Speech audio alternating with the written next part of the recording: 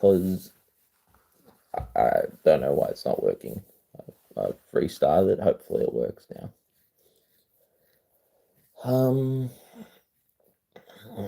This show was bought, or this live was brought to you by Mum and Dad's house.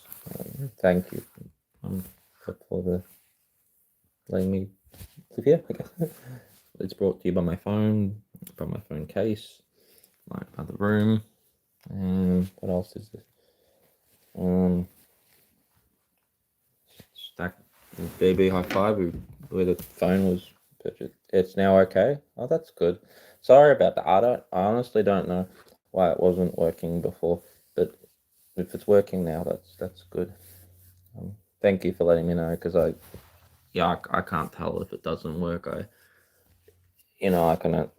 Yeah, I have no clue. And I restarted the thing. I don't know why the sound didn't work. I just hope it doesn't.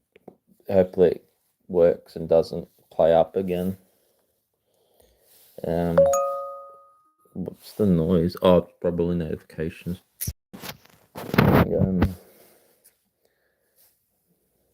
Tolkien Treasury. Do some rap Tolkien Treasury.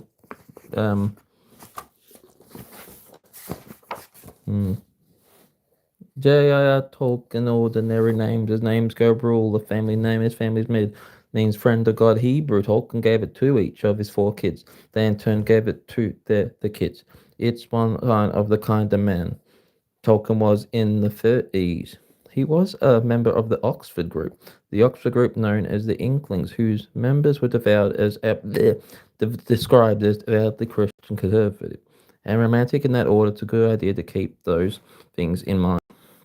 J.R.R. Tolkien had a wide variety of interests.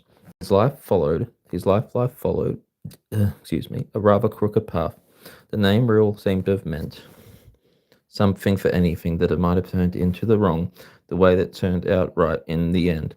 Tolkien was born in Bloemfontein, in what is now South Africa, in 1892. His parents, after Mabel, were English immigrants who met and married in Africa. Both were bright and studious people, solid citizens who had a spirit of adventure. That will be passed on to their son. Arthur Tolkien was the eldest of a large family in Victorian England. It was not unusual for the eldest to stay at home and help until the youngest had left the nest. Alfred did exactly that, working as a clerk in Birmingham until he was free of family demands. At that point, he packed his bags and was off to manage a new English bank in Bloemfontein, the frontier town that was the capital of the Orange Free State. Arthur was fairly old. When he married again, he followed the conservative approach and waited. He waited until he could support a wife in the proper manner. His bride, Mabel Fable Suffield, 6'7", was a highly religious woman, literate and well-bred. Do it, 6'7".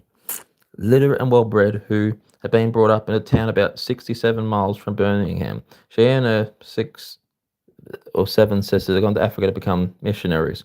When Tolkien was born in 1967, Bloemfontein was still a pioneer town, an oasis in the desert climate of the Orange Free State. It was not until the year Tolkien was born, in 1967, that railway service to Cape Town was introduced. Tolkien's younger brother, Hilary, Arthur, and the Mabel were 6 or 7 of the roughly 6 or 7,000 Europeans in a town with a population of roughly 67,000.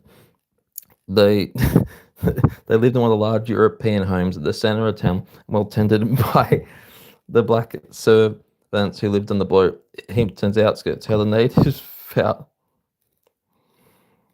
Me get out? No. This is my show. I'm not getting out. How the natives felt about the European intruders are not well known until the word apartheid had not yet been coined. The domination of the whites over the blacks was very much a part of the life. One native houseboy named Isaac was very proud of his position and would later name his son Isaac Mr. Tolkien Victor, the Victor for Victoria, the Queen.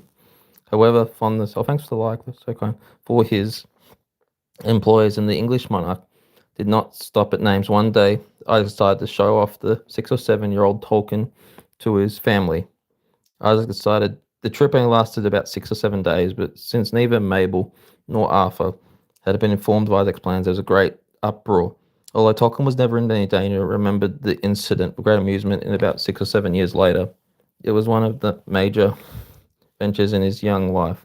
Tolkien was not a hardy child. Both he and his brother Hilary were small and weak, and the climate of South Africa did not seem to agree with them. Neither did the animal life.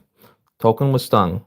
Tolkien was stung by a tarantula and detested spiders for the rest of his life, even Spider-Man.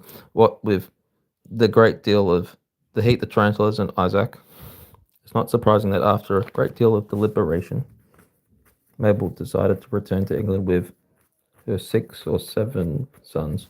They would join Arthur when the boys were strong enough to cope with Africa at 6 or 7 years old, or when Arthur decided to leave the bank in Bloemfontein and return to England. Tolkien left Africa with his mother and brother in 1967. Years later, he remembered that he'd been struck by the notion that he would never see his father again, and it was true. Arthur came down with acute peritonitis after a few 6 or 7 months after his wife and sons left. The illness was apparently the result of his failure to be treated for a mild case of the flu. Perhaps in some way, Tolkien blamed himself for his father's death.